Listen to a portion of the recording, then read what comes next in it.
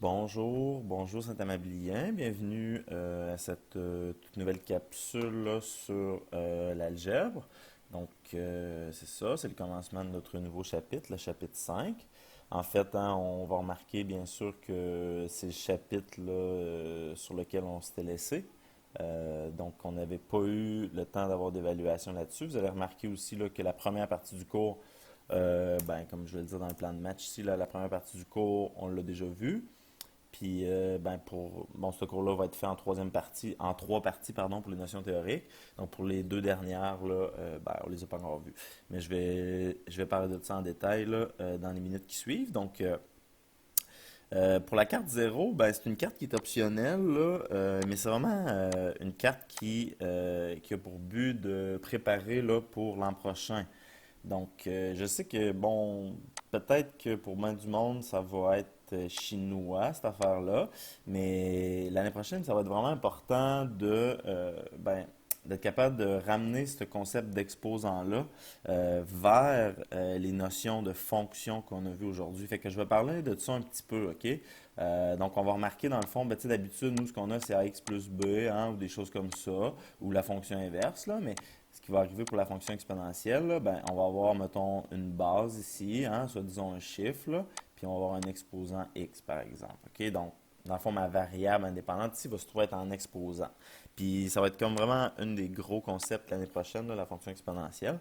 Donc, on va essayer de se préparer un peu à tout ça, là, à l'aide de la carte zéro, mais comme je le dis, là, c'est pas des notions de troisième secondaire nécessairement, mais c'est sûr que comprendre qu'est-ce qu'un exposant, puis comment ça agit dans une situation de la vie de tous les jours, ça, par exemple, c'est un concept de première à troisième secondaire, là, nécessairement. Mais bon, comme je disais, l'inclure dans une fonction, ce concept-là, c'est pas nécessairement des trucs qu'on devrait voir en troisième secondaire, mais on va le faire ici, là, juste pour se préparer le plus possible pour l'année prochaine. Donc, carte 1, bon, priorité d'opération, je l'ai skippé, ouais, on la verra pas, parce que tout le monde le sait, là, mais comme c'est important de la rappeler quand même. En tout cas, on, on va voir beaucoup d'exemples aujourd'hui, puis c'est ça, ça va se faire tout seul finalement, là, mais c'est important de le garder en tête là, si c'est pas comme acquis de manière intuitive, là. Après ça, les quelques principes de base des exposants, les quatre, j'aurais dû mettre un S. On va voir la carte numéro 3. Qu'est-ce qui se passe quand on fait un produit de puissance? Quotient de puissance, puissance d'une puissance, racine d'une puissance. Ces quatre-là, c'est vraiment là, les trucs les plus importants dans la loi des exposants, là. Ça, c'est vraiment ce qui constitue finalement la loi des exposants. Puis en plus de la carte 2, là, surtout. Mais voilà. Puis après ça, on tombe dans la notation scientifique. Ça, je sais qu'on l'a beaucoup vu en sciences, puis je pense que vous êtes quand même bien habitué avec ça, là, mais bon, étant donné que c'est des exposants, puis tout, on fait un petit rappel là-dessus. En bleu, hein, ça va être pour le prochain cours, donc demain. Puis finalement, là, on va voir, ici, c'est sûr que les titres, là, pour vous, peut-être que, bon, ça fait plus ou moins de sens, là, mais c'est important pour moi de décortiquer la matière de cette façon-là. Vous allez vous reconnaître, là, dans le fond, en bleu, ici, c'est des trucs que techniquement vous avez déjà vus. Par exemple, là, si je fais 3x au carré plus 2x au carré, étant donné que c'est des termes semblables, ici j'ai x carré, je peux additionner le 3 et le 2. Donc la réponse, ce serait 5x carré, par exemple. Ça, hein, c'est le genre de choses qu'on va voir en bleu ici. Puis on s'attarde à tout ça, là. Quand j'ai des monombres, deux monombres qui s'additionnent, etc., deux monombres qui se multiplient, ou en tout cas. Même si on a déjà vu ce genre de choses-là, je pense que ça vaut vraiment la peine de s'y attarder avant de rentrer dans tout ce qui est le développement. Développement, distributivité, double distributivité. Puis, on a aussi la factorisation. Donc, là, on va travailler en contexte géométrique beaucoup. Voilà. Ici, la carte, c'est ça. Ici, c'est une petite introduction à qu'est-ce qui est un exposant. Un exposant permet d'exprimer là, le produit d'un nombre avec lui-même un certain nombre de fois. C'est important de garder ça en tête. Donc, OK. Puis là, on dit la notation exponentielle n'est qu'une façon différente de représenter un même nombre. Voilà. On va voir un peu ce que ça dit avec des exemples, cette affaire-là, là. Puis, ce qui est important de garder en tête aussi, c'est qu'il ne s'agit que de notation. On va voir quelques exemples, là, mais il ne faut pas perdre de ça en tête. Donc, dans le fond, si j'exprime un nombre avec des exposants, ben, je peux aussi exprimer ce nombre-là de la manière standard, avec des chiffres un après l'autre. OK? Donc, par exemple, ici, on a 4 à la 2. Ben, 4 à la 2, c'est 4 fois 4. Hein? On a 4 deux fois. On le multiplie par lui-même deux fois, finalement. OK? Donc, 4 fois 4 égale 16. 5 à la 4, ben, on va faire 5 fois 5 fois 5. Puis ça, on fait ça 4 fois. OK? C'est important de garder ça en tête. Puis là, je pourrais représenter ce nombre-là par 5 à la 4. Ou je pourrais aussi dire que c'est 625. Dans les deux cas, ça représente cette quantité-là. 17 à la 6, encore une fois, là, on fait 17 fois 17 fois 17, 6 fois. J'ai 6 fois le chiffre 17 qui se multiplie par lui-même. Puis ça donne un vraiment gros chiffre, là. C'est bien sûr là, une des grandes caractéristiques de la fonction exponentielle, c'est que ça se multiplie là, de manière très rapide, là. Donc voilà. Les chiffres tendent à augmenter. Si 8 à la 45, ben, je fais 8 fois 8 fois 8 fois 8, je le fais 45 fois. Je le fais vraiment beaucoup de fois. Donc, je vais juste arrêter là. Mais voilà. Donc, 8 à la 45, c'est 8 fois lui-même 45 fois. Ça donnerait vraiment un gros chiffre. Si j'ai A à la N, ben j'ai A. Si je généralise, là, A à la N, j'ai A fois A fois A fois A fois A, N fois. Donc, voilà. Donc, c'est ça pour la carte 0. C'est quoi une situation exponentielle? Puis j'ai mis ici le type de fonction exponentielle là, classique. Donc, on va parler de ça un petit peu. Puis c'est normal, si vous vous dites, ah, c'est quoi ça, j'ai jamais vu ça, cette genre d'affaire-là. Nous, on est juste habitué de travailler avec des affaires comme 2x plus 4 ou des choses comme ça. Ben, c'est vraiment pour vous préparer pour l'an prochain. Là, faire la différence entre une fonction affine, ce qu'on a vu beaucoup, une fonction du premier degré, puis une fonction exponentielle. Donc, on nous dit la population sur une île déserte double à chaque année. Au commencement, il y avait 4 personnes. Donc, ce genre de situation-là, on peut la modéliser à l'aide d'une fonction exponentielle ou ben, d'une situation exponentielle en général, clairement. Donc, voilà. Fait que j'ai représenté mes 4 personnes que j'ai sur l'île déserte au début. Donc, on va dire qu'au temps 0, en fait, hein, j'ai 4 personnes. Parce que, bon, si je parle à partir de maintenant, puis je commence de doubler à chaque heure, ben, tout ce qui va m'intéresser, c'est comment que j'ai au début, puis après chaque heure, combien j'ai de personnes, finalement. Fait que, dans le fond, ici, après une année, les 4 personnes se sont recouplées, hein, puis ils ont réussi à générer là, 4 autres humains. OK? Donc, c'est une situation un peu loufoque, là, mais bon, c'est un concept beaucoup avec les bactéries, ces choses-là. Là, c'est vrai que ça se multiplie, mais je pensais que faire avec des humains, là, ça pourrait être un peu plus clair. Donc, bon, après une heure, le nombre de personnes en tout, après une année, pardon, le nombre de personnes en tout sur l'île est égal à 8. Donc, ça mérite d'être clair. Après ça, quand je double une fois de plus, hein, après une autre année, ben, je constate qu'à l'année numéro 2, j'ai 16 personnes. La troisième année, ça double encore une fois. Je suis rendu avec 32 personnes sur mon île déserte. Puis après ça, après 4 ans, ça fait 64. Puis on voit là que si ce nombre double à chaque fois, ben, c'est sûr que ça va augmenter de manière très, très, très rapide. Donc, ici, ce qui est vraiment important de remarquer, c'est une situation qui est quand même intuitive, là, mais souvent, c'est les choses qui sont peu claires, c'est vraiment le fait que, tu sais, nous, avant, là, quand on faisait une fonction, bon, une fonction normale, il y avait toujours hein, on faisait par exemple plus 4, puis on faisait plus 4 tout le temps comme ça. Ça, c'est le genre de situation qu'on est habitué. Hein? Mais là, on voit que c'est pas le cas du tout. Ici, l'opération qu'on va faire entre chacune des itérations de la variable y, là, ça va être bien sûr fois 2, puisque la population double. Si la population triplait, hein, bien sûr, ça serait fois 3. Mais là, je vois que, contrairement à ce qu'on est habitué de voir, on fait des plus 2 à chaque itération de la variable indépendante. Voyons, ici c'est x, puis ici c'est y. Ben, je vois ici que, bien sûr, hein, je fais des fois 2, plutôt que de faire des plus 2, par exemple. OK? Donc, c'est le genre de situation ici qui fait intervenir une fonction exponentielle. OK? Puis c'est important de remarquer la différence entre si je faisais des plus 4 chaque fois, là, je serais dans une situation, mettons, y est égal à 4x. 4x plus quelque chose, n'importe quoi. Mais là, étant donné que c'est pas le cas, je fais des sauts de fois 2 et non pas de plus 2, ben, la fonction ici qui représente cette affaire-là, c'est y est égal à 4 fois 2 à la x. Je m'attarde à ça ici. 2 à la x, ben c'est sûr que le x, on va toujours l'avoir bon, en exposant si on a une fonction exponentielle, bien sûr. Le 2 ici, on l'appelle la base. Il va changer finalement si par exemple ma population triplait chaque année, ben, ça serait un 3 à la place. Si ma population quadruplait à chaque année, ça serait un 4. À l'inverse, si ma population diminue de moitié à chaque année, ben, ça serait une demi, c'est-à-dire 0,5. Donc, ce chiffre-là va représenter, ben, c'est quoi?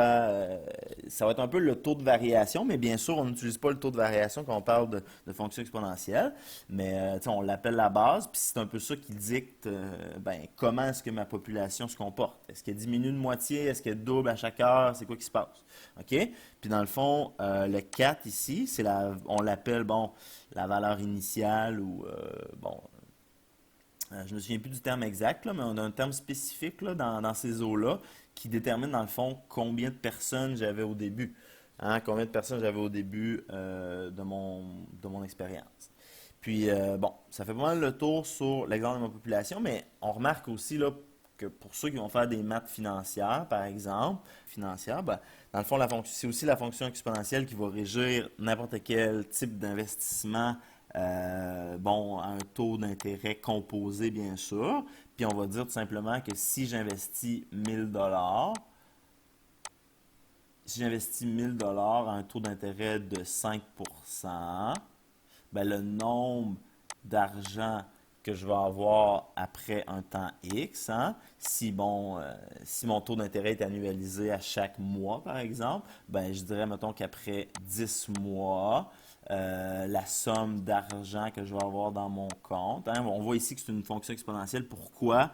Parce que ma variable là, indépendante est en exposant. Ben, voyez-vous, ici, c'est pas plus simple, c'est pas plus compliqué que ça. Si la Banque Laurentienne m'offre un taux d'intérêt de 5%, annualisé chaque mois, puis je veux savoir, ben, après 12 mois, combien d'argent je vais avoir dans mon compte, tout ce que j'ai à faire, c'est sortir ma calculatrice. Puis, dans ce cas-là, on va effectuer le calcul. On va juste faire 1000. On fait juste calculer la valeur de Y pour une certaine valeur de X. 1000 fois 1,05 à la 12, on avait dit, après 12 mois. Fait qu'après 12 mois, là, c'est sûr que c'est un taux d'intérêt vraiment généreux de la banque Laurentienne. Mais après 12 mois, si j'investis 1000 dollars au début, un taux d'intérêt de 5%, puis que mon taux d'intérêt est actualisé, pardon, bon, de manière mensuelle, ben dans ce cas-là, là, après 12 mois, après un an, j'aurai 1795 dollars dans mon compte en tout. Donc là, c'est une des nombreuses applications de la fonction exponentielle. Puis pour ceux qui aiment les choses qui s'appliquent vraiment à la vie de tous les jours, la fonction exponentielle, vraiment, là, tu sais, nous, on analyse souvent des trucs, taux de variation, etc. Ben, ça répond pas tant que ça à nos besoins dans la vie de tous les jours. Là, on voit que si on veut calculer des choses complexes, des choses qui coïncident avec la vie de tous les jours, ben souvent, ça va être la fonction exponentielle qui va répondre à nos besoins. Donc, mais là, une fois ça c'est fini, c'était juste un peu une introduction à ce qui vous attend l'année prochaine. Ça va être important là, de comprendre ça. Ben ici, au concept numéro 2, on s'attarde à la loi des exposants. Donc, on va voir les quatre principes de base des exposants. Donc, principe de base numéro 1 des exposants, là, ben, quand on affecte une base non nulle de l'exposant 0, le résultat est 1. Fait que 25 à la 0, c'est 1. S'il est entre parenthèses, ça ne change rien, c'est 1 aussi. N'importe quoi que je mets à la 0, c'est 1. Ici, même si j'ai une addition là-dedans, ça ne change rien, j'ai 1. Ici, bon, il faut respecter la priorité des opérations. 1250 à la 0, c'est 1. Mais là, j'ajoute à ça 12. Donc, 1 plus 12, ça fait bien sûr 13. Bon, ici, 37 fois 1250 à la 0. 1250 à la 0, c'est 1. 37 fois 1 plus 12, bon, ça donne 49. Ici, même si j'ai un négatif, puis je le mets à la 0, entre parenthèses, ça donne 1. 1. Puis ici aussi, là, j'ai une longue affaire que je mets dans parenthèse. Et bon, je mets ça à la 0, fait que c'est juste 1. peu importe ce que j'ai dans la parenthèse. OK, donc voilà, c'est le principe de base numéro un. Principe de base numéro 2, quand une fraction est affectée d'un exposant, le numérateur et le dénominateur sont affectés.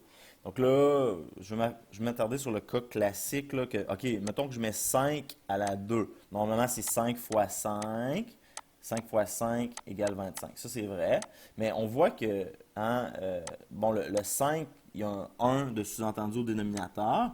Puis, quand je l'affecte d'un exposant, c'est comme si hein, le 5 et le 1, bon, c'est ça que le principe de base numéro 2 me dit, sont affectés par l'exposant. Mais ce que ça donne finalement, c'est 5 à la 2 en haut, puis 1 à la 2 en bas. C'est vrai aussi, même quand le 1 est sous-entendu, mais en bas, ça ne change rien parce que 1 fois 1 fois 1 fois 1, peu importe le nombre de fois qu'on le fait, ça va toujours donner 1.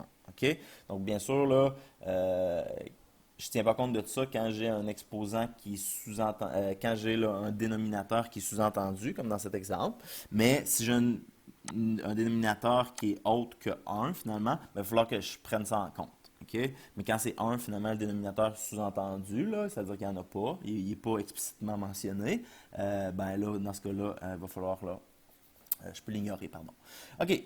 Donc ici, là, une demi à la 3, ben, je vais tout simplement faire 1 à la 3 divisé par 2 à la 3. Hein. J'ai été distribuer mon exposant là, à la fois au numérateur et au dénominateur. Donc je pourrais développer ici, ça donnerait 1 huitième.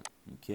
1 huitième, bon, je peux calculer ça avec ma calculatrice si je veux. 1 divisé par 8, ça donne 0,125. OK? Bon, 2 cinquièmes exposant 4, ben encore une fois, hein, ça me donne 2 à la 4 divisé par 5 à la 4. Puis je peux calculer là, la vraie chose qui se cache. Ben 2 à la 4, ça donne 16. Puis 5 à la 4, ça donne 625. Après ça, mon résultat, ce serait ni plus ni moins là, 16 divisé par 625, ce qui donne 0,0256. Puis c'est exactement le chiffre, le nombre qui est représenté ici. Là. Fait que je peux continuer comme ça, mais je pense qu'on a bien compris. Là. Principe de base numéro 3, quand un exposant est négatif, on inverse le numérateur et le dénominateur. Mais ça va un peu de pair avec bon, ce qu'on va voir tantôt, mais quand même, là, c'est comme un principe de base bon, un peu poussé, là, mais en tout cas, ici, dans le fond, ce qui arrive, là, puis c'est une chose qui est importante à se rappeler, si je veux ramener mon exposant négatif, là, parce que j'ai pas envie nécessairement de manipuler des exposants qui sont négatifs, là, je vais vouloir le changer. Donc ici, je vais inverser le 1 et le 2. Ça va donner 2 sur 1 hein, à la place de 1 sur 2. Puis bon, ici, mon exposant va être devenu positif. Donc ça va donner la chose suivante. Là. Puis après ça, ben, hein, ça va donner 2 à la 3 divisé par 1 à la 3. Mais on sait que 1 fois 1 fois 1 fois 1, peu importe le nombre de fois, ça va toujours donner 1. Donc finalement, le chiffre que j'ai, là, c'est 2 à la 3, c'est-à-dire 8. Divisé par 1, ok, mais bon, pas besoin de le marquer. Même chose ici, hein, 6 à la 5 à la moins 4, donc j'inverse le 6 et le 5. Puis ça me permet là, de mettre mon exposant positif.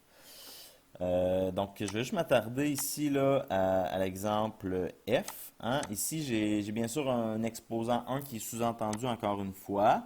Donc, ce qui arrive ici, c'est que finalement, hein, je peux réécrire de cette façon-là. Ça reste vrai là, parce que le 1 il est toujours sous-entendu en dessous. Dans le fond, ce qui va se passer ici, c'est que j'inverse, ben, ça ne change pas, là, j'inverse le 1 et le 3, puis je peux changer là, le signe de mon exposant.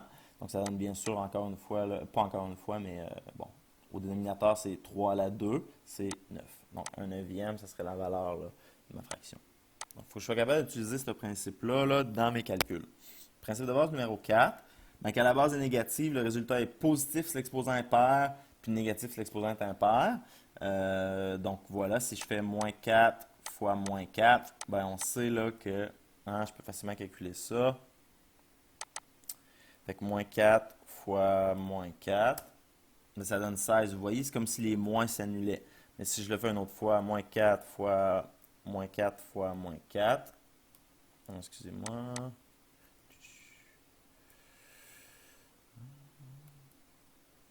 Ben, voyez-vous ici, étant donné que j'ai un nombre impair de multiplication bon, par un négatif, ici mon résultat est devenu négatif. Si j'ai un résultat pair, ici, si j'ai un nombre de fois pair, hein, si on l'a avec moins 2 ici, nous faisons moins 2 fois moins 2 fois moins 2. Si je m'arrête là, on voit que j'ai un résultat négatif. Mais si je le fais une fois de plus, j'ai un nombre pair. de multiplication par un négatif. Donc, dans ce cas-là, mon résultat devrait être positif. OK?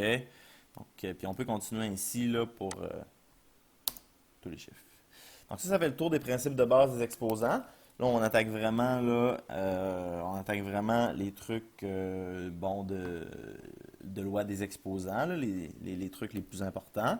Ben, les principes de base sont très, très, très, très importants si on veut réussir à calculer efficacement. Mais bon, ici, là, c'est vraiment ça, la matière nouvelle. Fait qu'ici, on nous demande de calculer a à la 2 fois a à la 7. Fait qu'on remarque que, ben, si a à la 2, c'est a fois a 2 fois, hein, bien sûr, a fois a tout simplement, puis a à la 7, c'est a fois a fois a fois a 7 fois, ben, je remarque que quand j'ai joint ces deux expressions-là à l'aide d'une multiplication, ben, tout ce qu'on a, c'est a fois lui-même 9 fois. Hein? Donc, puis on remarque bien sûr là, que ben, ça donnait a à la 2 plus 7. D'accord? A à la 2 plus 7, c'est tout simplement là, a à la 9. Fait que dans le fond, c'est ça que ce concept-là nous dit. Quand, dans le fond, je multiplie des exposants de même base à des nombres exprimés sous la forme d'exposants ayant la même base, ben, je fais tout simplement additionner là, ces exposants-là. Ici, 2 à la 2 fois 2 à la 3. Ben, je remarque que je pourrais calculer normalement. Là. 2 à la 2, ça donne 4. 2 à la 3, ça donne 8. 4 fois 8, 32. OK, ça marche. Je peux aussi le calculer avec ma nouvelle loi des exposants. Mais je sais que j'ai 2 à la 2 fois 2 à la 3. Normalement, ici, là, mes deux exposants vont venir s'additionner, puis ma base va rester la même. Donc, ce que ça va donner, c'est bien sûr 2 à la 2 plus 3, c'est-à-dire 2 à la 5. Puis ça donne aussi 32. Hein? On peut le calculer pour s'en assurer. Ben, si je fais 4 fois 8, si je fais 4 fois 8, ça donne 32. Puis si je fais 2 à la 5, ça donne aussi 32, bien sûr. Donc ma loi des exposants, elle va toujours m'aider, elle va toujours représenter la même chiffre. Hein? C'est des égalités qui sont vraies en mathématiques. Donc, pour ce qui est du quotient de puissance, c'est bon, c'est un peu la même chose que la carte précédente, mais bien sûr avec l'opération inverse.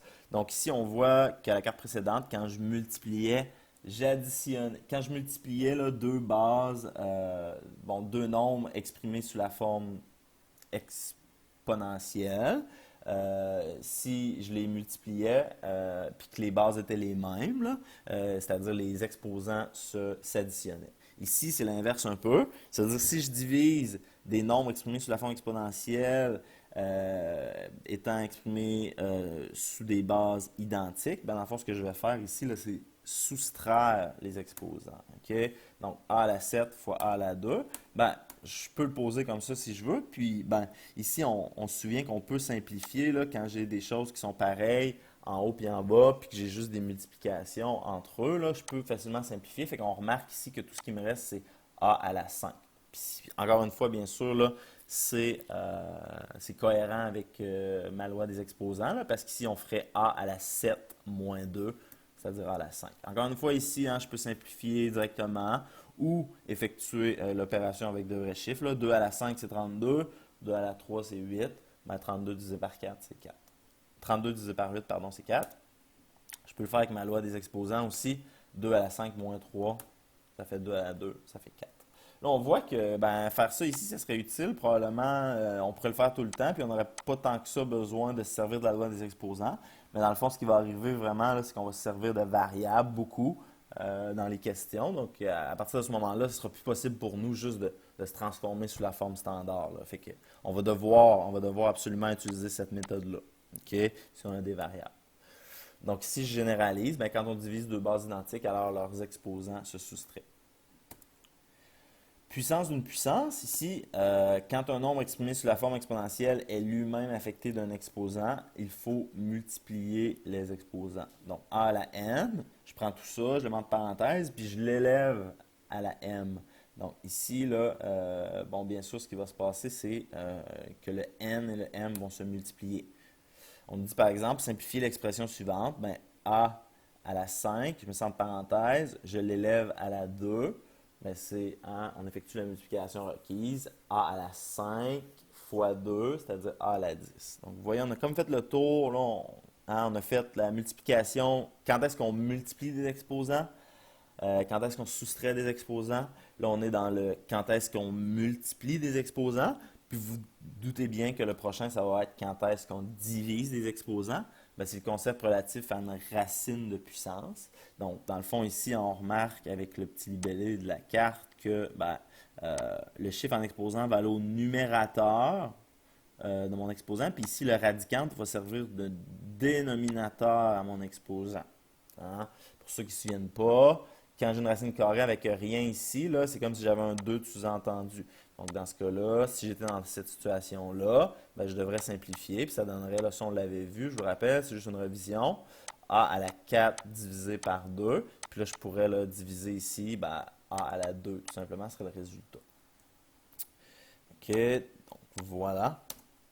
Quand une expression algébrique fait intervenir une racine et un exposant, le degré de la racine se place au dénominateur de l'exposant, puis ben, l'exposant lui-même se place au numérateur, bien sûr. Donc, simplifie l'expression suivante. Dans le fond, je vais juste aller placer les chiffres aux bonnes places. Ben, mon a à la 10, lui, il n'a pas changé vraiment de place. Là. Si j'oublie le radicant d'un instant, a à la 10, il n'a pas changé. Mais là, si j'arrête d'oublier le radicant, ben, ce qui va arriver, c'est que ça va être a à la 10 divisé par 2. Là, je peux effectuer cette opération-là, 10 divisé par 2, c'est tout simplement a à la 5.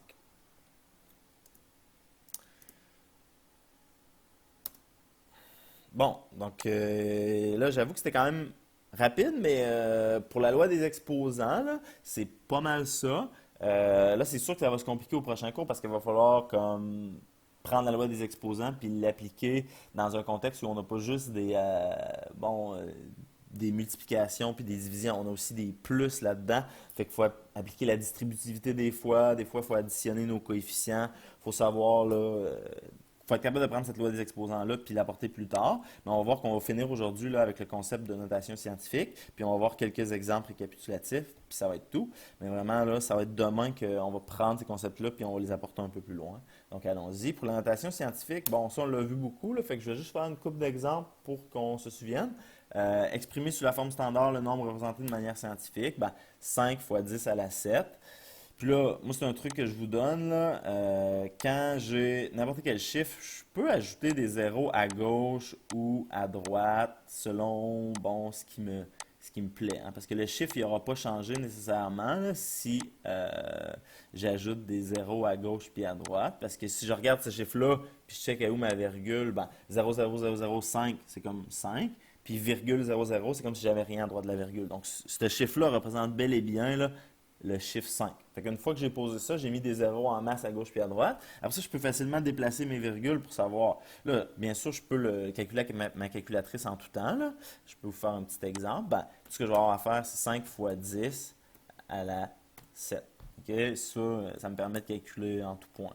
OK? Donc, c'est pas plus compliqué que ça. C'est sûr qu'en va voir des notations décimales, ça va être, bon, peut-être un peu moins facile, mais voilà. Fait que ici, dans le fond, le truc, c'est de. Bon, je sais que les didacticiens n'aiment pas ça en général, mais les élèves sont habitués avec ça. Puis allons-y comme ça, là. Donc, on va déplacer la virgule 7 fois. 1, 2, 3, 4, 5, 6, 7. Donc là, le chiffre que j'ai ici, là, 5 avec 1, 2, 3, 4, 5, 6, 7, 0, bien sûr. Ben, ça donnerait là 1, 2, 3, 4, 5, 6, 7. Ça, c'est mon chiffre. OK? 50 millions.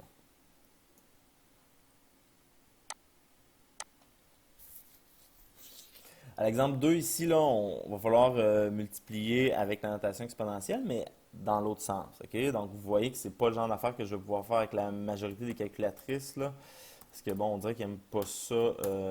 Vous voyez, ils nous donnent un E comme ça. Peut-être que je pourrais le changer dans les settings ou peut-être qu'il y a des calculatrices qui le permettent. Là. Mais, bon, dans la plupart des cas, ça fait juste nous mêler un peu plus, là, cette affaire-là. Fait qu'on ne s'attendra pas trop à ça. Mais vous voyez bien ici qu'il y a un lien direct à faire entre ça et la notation exponentielle. Ça représente grosso modo la même chose. Fait que je peux transformer ça vers ça. Mais c'est pas le but de ma carte. Le but de ma carte ici, c'est juste d'être capable de transformer ça en un vrai chiffre. Fait que comme je disais tantôt, si j'ai eu le chiffre 8, là, le chiffre 8, oui, je peux mettre des zéros à gauche puis à droite, puis ça ne changera pas nécessairement mon chiffre. Fait que là, ici, je sais qu'il va falloir que je tasse vers la gauche, là, fait que, pardonnez-moi, je vais rajouter des zéros vers la gauche, puis je vais me dire, OK, ben, le chiffre ici, moins 4, c'est le nombre de positions qu'il faut que je déplace. Hein. Fait que 1, 2, 3, 4. Ma virgule, elle est ici. Fait que le chiffre que j'ai finalement, c'est 0,1, 2, 3, 1, 2, 3, 8, tout simplement. OK? Donc, c'est bon de se souvenir de ce genre de choses-là. Voilà. Fait qu'on va faire un petit exercice, deux exercices récapitulatifs. Puis, j'espère là, que ça va vous aider ici là, à boucler la boucle un peu pour ce qui est là, le plus important ici, c'est-à-dire la loi des exposants. Voilà. Donc, on nous demande de simplifier l'expression suivante. Ici, je ne l'ai pas faite avant, là, fait que, bon, pardonnez-moi d'avance. Donc, voilà. Ici, là, je vais tout simplement aller simplifier mon expression. Donc, dans le fond, je vais m'occuper de ce qu'il y a à gauche ici, là. Donc, je peux, dans le fond, je peux aller distribuer là, ma racine cubique, pardon, ici, là, dans tout ce qui se passe là-dedans. OK? Fait que, bon, je m'attarde ici, on va oublier la partie de droite pour l'instant, puis je vais vraiment m'attarder à la partie de gauche. Donc, je vais faire ça. Fait que, dans le fond, 27 ici, je vais faire la racine cubique de 27, hein, ni plus ni moins, là, parce que dans le fond, je peux pas aller. Dans le fond, on le sait, là, le principe de la loi des exposants nous dit que ben, la radicande va faire en sorte que je vais diviser par 3. Hein. Fait que s'il y a un 1 qui est sous-entendu, ce serait 1 à la 3. Mais ça revient tout simplement à faire la racine cubique là, de 27. OK? Fait que je vais l'effectuer sur ma calculatrice. Puis, ben, partout ailleurs, hein, je vais aller placer 3 au dénominateur. Puis ça va faire en sorte là, que mes exposants là, vont se simplifier largement. Puis je vais pouvoir me débarrasser de mon gros racine cubique ici, puis ça va m'aider conceptuellement. Donc, ben ici, je vais effectuer la racine cubique de 27, tout simplement. Là. Donc, j'ai le bouton, comme je le disais l'autre fois, là, moi j'ai le bouton directement, si je peux le trouver. Sinon, aléatoirement, hein, si vous ne le trouvez pas comme moi, vous pouvez utiliser la touche suivante ici. Ben, la racine xième. Ça veut dire que ça va faire la racine xième de n'importe quel chiffre qui est placé avant. Donc, ici, si je veux la racine cubique, ben, je vais placer mon 3 avant, je vais appuyer sur la racine xième, puis là, je vais rentrer mon chiffre. Donc là, ma racine cubique est quelque part, mais je ne l'ai pas trouvée, donc je vais utiliser cette touche-là qui fait exactement la même chose. Donc, je vois ici que c'est 3, la racine cubique de 27.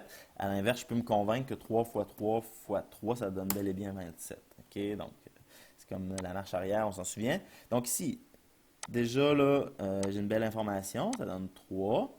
OK. Je vais réécrire. Ici, x à la moins 9. Bon, c'est x à la moins 9 divisé par 3. Fait que moins 9 divisé par 3, c'est une opération que je peux faire. Ça fait x à la moins 3.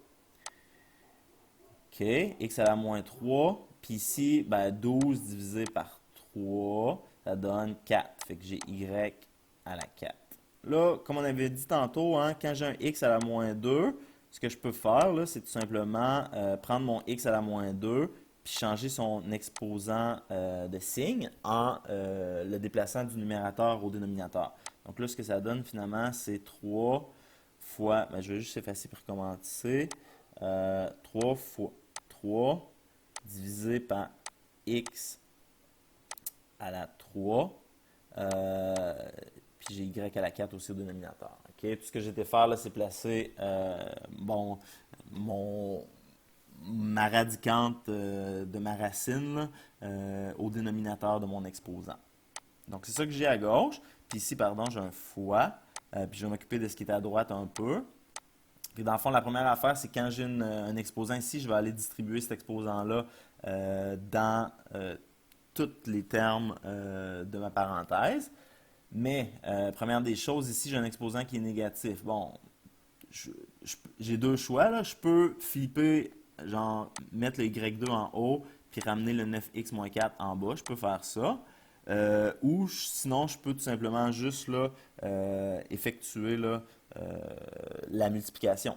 Fait que 9 à la moins 2, je veux dire, ça va juste donner 9 à la moins 2 ici, puis après ça, je peux m'occuper de mes négatifs. Fait que c'est ça que je vais faire. X à la moins 4, c'est moins 4 fois moins 2. Donc, moins 4 fois moins 2, c'est 8. Hein? Je peux le faire sur ma calculatrice si je ne suis pas certain. Puis ici, ben, Y à la 2, je multiplie 2 par moins 2, ça fait Y à la moins 4. OK?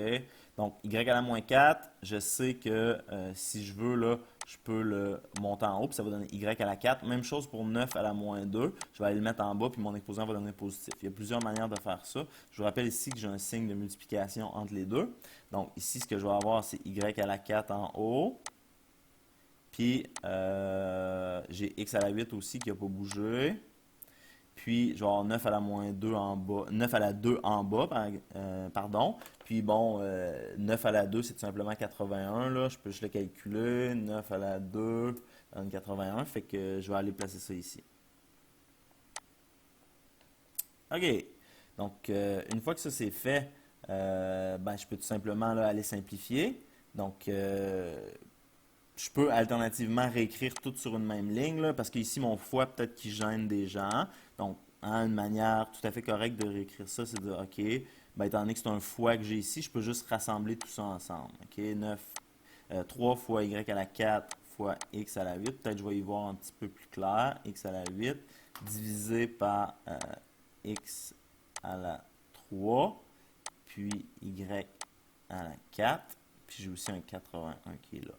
Donc là, ici, je peux aller simplifier là, mes exposants. Ben, y à la 4 divisé par y à la 4, ça se simplifie tout simplement. Hein? Sinon, je peux utiliser la loi des exposants qui me dit ben, ça va donner y à la 4 moins 4. 4 moins 4, c'est 0. Y à la 0, c'est 1. Donc voilà, ça se simplifie.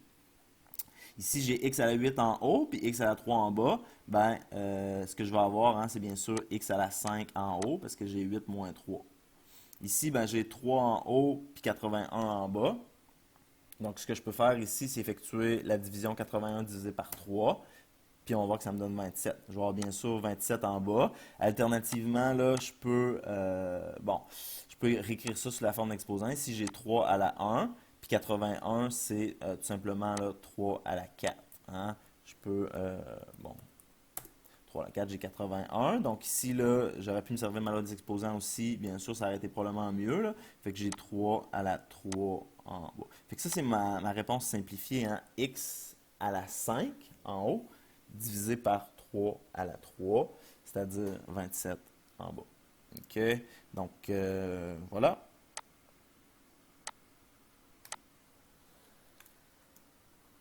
OK, on nous demande, bon, au deuxième, là, de simplifier l'expression suivante. C'est le dernier exemple que je vais faire avant la fin du cours. Ben, tantôt on a un quiz, bien sûr, là, mais pour cette capsule-là, ici, ça va être le dernier exemple.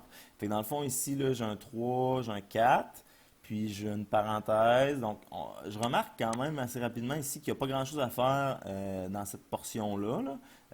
Fait que je vais aller m'attarder ici, puis ben, je remarque aussi qu'il n'y a rien à faire là-dedans. Fait que là, dans le fond, ça va être de rassembler ces deux parenthèses-là. Hein, parce que je ne commencerai pas à les multiplier 8 divisé par 9 puis 3 divisé par 4, ça va juste complexifier. Fait que ce que je peux faire, hein, c'est bien sûr rassembler le 3 avec le 8 ici. Ça va donner 3 fois 8, ça fait 24. OK. J'ai A à la 2, il n'a pas bougé. J'ai B à la 1. Je vais marquer 1 là, juste pour que tout le monde nous suive, mais le 1, il n'est pas. J'ai C à la 2, puis j'ai B à la 3 que je peux réécrire au numérateur. Ici, en bas, hein, 4C à la 4. Puis j'ai aussi 9A à la 4. OK. Fait que là, ici, mon but, ça va être de faire un peu de ménage. Fait que je vais aller spotter toutes mes B. OK? Pourquoi pas? Ben, mes B, j'en ai un en haut. J'en ai deux en haut, c'est tout. OK? Fait que je vais aller réécrire ça ici. Là. Je vais simplifier les B, puis je vais réécrire à gauche. Fait que B à la 1 fois B à la 3, la loi des exposants nous dit que les exposants, quand deux bases qui sont les mêmes se multiplient, il faut que j'additionne les exposants. Donc 1 plus 3, ça fait 4. Donc là, j'ai eu B à la 4. Parfait. Bon, après ça, je vais aller m'attarder à mes A. Pourquoi pas? J'ai A à la 2 ici. J'ai A à la 4 là. Donc, ben, A à la 4 moins 2 si je suis en bas, ou A à la 2 moins 4, puis ça donne un chiffre négatif, puis je le ramène en bas, ça donne, hein, ça revient au même. Puis cette réponse-là, puis si je simplifie, là, étant donné que j'ai A à la 4 puis A à la 2 en haut, si j'étais dans la position inverse, j'aurais 4 ici, puis 2 là. Mais clairement, mon A à la 2 serait en haut. Mais étant donné ici là, que j'ai plus de poids en bas, ben, mon A à la 2, là, il reste en bas. OK? Donc voilà, ici, c'est simplifié. Fait que ici, voilà. OK, je vais m'attarder à mes C maintenant. Ici, mes B aussi sont simplifiés. Fait que j'ai fait le ménage, ça commence tranquillement pas vite. Ici, je vais m'attarder à mes C. J'ai C à la 2 en haut, C à la 4. C'est la même affaire que tantôt un peu avec les A, là. Le nombre de C qui me reste va être en bas. Je vais avoir C à la 2 en bas. 4 moins 2, c'est 2. Donc voilà pour mes C. Là, il me reste juste des décimales. Fait que là, ce que je peux faire, bien sûr, c'est 24 divisé par 4. Ça me donnerait un chiffre qui est en haut. Ben, 24 divisé par 4, ça donne 5. Puis ici, en bas, il me reste un 9. Fait que voilà, ça donne un 9. Ce que j'aurais pu faire aussi, c'est faire 4 fois 9. Hein? Ben, bon, 4 fois 9, ça donne 36. Fait que là, j'aurais 24 divisé par 36. 24 divisé par 36, ce qui donne exactement la même chose que 5 divisé par 9, bien sûr. Oups, j'ai effectué une erreur de calcul. Ok, ouais, tantôt, c'est ça qui arrive, c'est que 24 divisé par 4, c'est pas 5, c'est 6. Donc voilà, ici ça me donnerait 6 neuvièmes. Si je veux simplifier, ça me donne 2 tiers. Ok? Fait que ma réponse finale ici, après avoir tout simplifié, ce serait 2 tiers B à la 4, A à la 2, C à la 2. Merci d'avoir écouté. On se voit là dans une minute pour le caout.